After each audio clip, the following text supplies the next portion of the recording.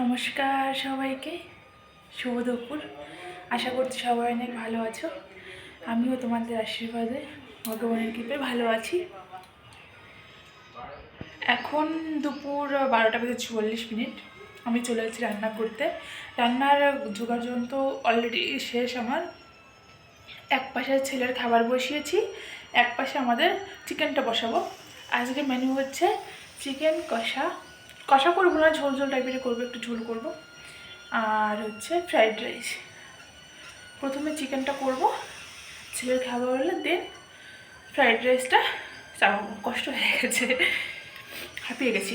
প্রচণ্ড ঠান্ডা, জানলা যে ঠান্ডা হাওয়া আছে, ছোটোর উপরে কাজ করতে ভালো লাগে না, চাঁদের উপরে তো কাজ করতেই পারি না।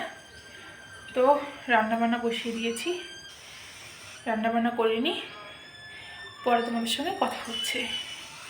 চারদিকে বক্স বাজছে তো, তাই আর জানি না কতদূর কি ভয়েস দিয়ে কথা বলতে পারবো।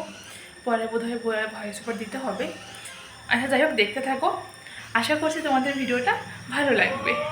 সবাই বাইরে পিকনিক করছে, আমাদের পিকনিক নেই, যেহেতু ছেলে ছোটো, তাই আমাদের পিকনিক ঘরেই হবে। আমরা ঘরেই পিকনিক করব ফ্যামিলির সাথে।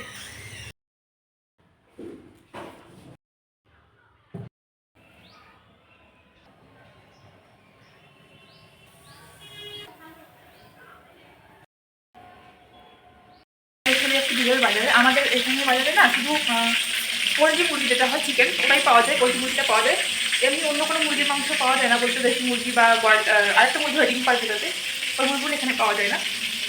আমাদের পাশে একটা বাজার আছে, পলতা বাজার, ওখানটায় আমাদের বাড়িতে অনেকটাই সময় লাগে, যেতে প্রায় 15-20 মিনিট সময় লাগে বাইক স্কুটি নিয়ে। তো ওখানটায় গেলে অনেক রকমের পাওয়া যায় মাংস টাংস। তো ওখানেই গেছিলো, সেখান থেকে ছেলের জন্য দেশি শিঙি মাছ এনেছে, আমাদের জন্য চিকেন এনেছে। মা যেহেতু চিকেন খায় না, ওনার জন্য ডিম কষা করে দেবো, সব ফ্রাইড রাইস খাবে। জিজ্ঞেস করেছিলাম মাছ খাবে, বললো না, ফ্রাইড রাইসে মাছ ভালো লাগবে না, তো উনি ডিম কষা খাবে, আমরা চিকেন ফ্রাইড রাইস খাবো। ছেলের জন্য বসিয়েছি হচ্ছে চিকেন পোলাও। ও চিকেনের ঝোল টোল খেতে খুব একটা পছন্দ করে না, চিকেন পোলাওটা খেতে একটু পছন্দ করে, তাই চিকেন পোলাওটা করে দিই। মশলা সব রেডি করে নিয়েছি, জানি না হাতিয়ে কেন যাচ্ছি, প্রচণ্ড হাতিয়ে যাচ্ছি, খুব কষ্ট হচ্ছে আমার কাজ করতে হচ্ছে। মাকে দাদা নিয়ে চলে গেছে ডাক্তার দেখাতে, মায়ের ডাক্তার রয়েছে মণিপালে, ঢাকুরিয়া। বেরিয়ে আছে আরেকটা মার টেস্টের রিপোর্ট আনতে হবে হাসপাতালে গিয়ে, প্লাস মায়ের ডাক্তার আছে সেখানটা আমার নিয়ে যেতে হবে। মনে হয় না আজকে পেরে উঠবো, কালকে হয়তো ওখানটায় নিয়ে যাবো মাকে। কী বলতো, আজকেও মাকে যদি ডাক্তার দেখিয়ে দিই না, দাদা আজকে রাত্রে মাকে বাড়িতে যাবে, ওই জন্য আজকে ওটা দেখাবো না, ওটা কালকে দেখাবো মাকে। একটু চালাকি করবো এই আছে। আলুটা ভেজে তুলে রেখেছি, চিকেনটা বসিয়ে দিয়েছি।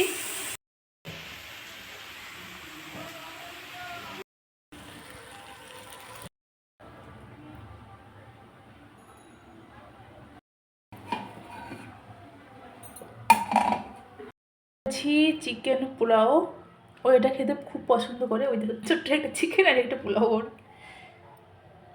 চিকেনটা হয়ে গেছে অনেক সময় আগে, চিকেনটা করে ভাতটা রেডি করে ছেলেকে খাইয়ে আসলাম। এখন ফ্রাইড রাইসটা রেডি করব। দেখাই, ভাতটা এক হাঁড়ি ভাত হয়েছে, অনেকটাই, 1 কিলো চালের ভাত তো অনেকটাই হয়েছে। এবার ফ্রাইড রাইসটাকে রেডি করবো, তারা কড়াই বসিয়েছে, তোমাদের দেখাচ্ছি আমি। প্রচণ্ড ঠান্ডা, ছেলেকে খাওয়াতে গিয়ে আমার হাতটা মনে হচ্ছে এই হাতটা মনে হচ্ছে জমে গেছে পুরো ঠান্ডায়, জানো তো, বিভৎস ঠান্ডা। এত ঠান্ডা মানে আমার এই 4 বছর প্লাস বিয়ে হয়েছে, এত ঠান্ডা আজ অবধি কখনো আমি পড়তে দেখিনি আমাদের এখানটায়। এখানটায় খুব কম ঠান্ডা পড়ে, আমার বাড়ির সবাই বলে যে তোদের ওখানে গরমটা বেশি পড়ে, ঠান্ডাটা কম পড়ে, কিন্তু এবার গরমটা কম পড়েছে, এবার ঠান্ডাটা বেশি পড়েছে। তাহলে তোমাদের সঙ্গে দেখাচ্ছি। দেখো, কড়াইয়ে তেল দিয়ে দিয়েছি, ঘিও দেবো, ঘিটা পরে দেবো। এখানে সবজিগুলো কেটে রেখেছি, এখানে ভাতটা করে রেখেছি। এবার আমি আস্তে আস্তে এগুলো ভেজে নিই, আগে ভাজি, পরে বাকিটা শেয়ার করছি।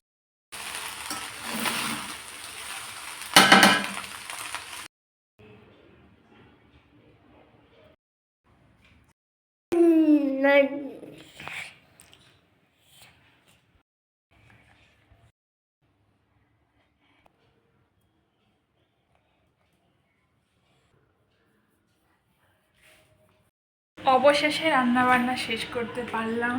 এখন 3:30 বাজে, যেহেতু ছেলেকে মাঝখানে খাওয়াতে হলো, তাই জন্য লেট হয়ে গেছে রান্না করতে, কিছু করার নেই।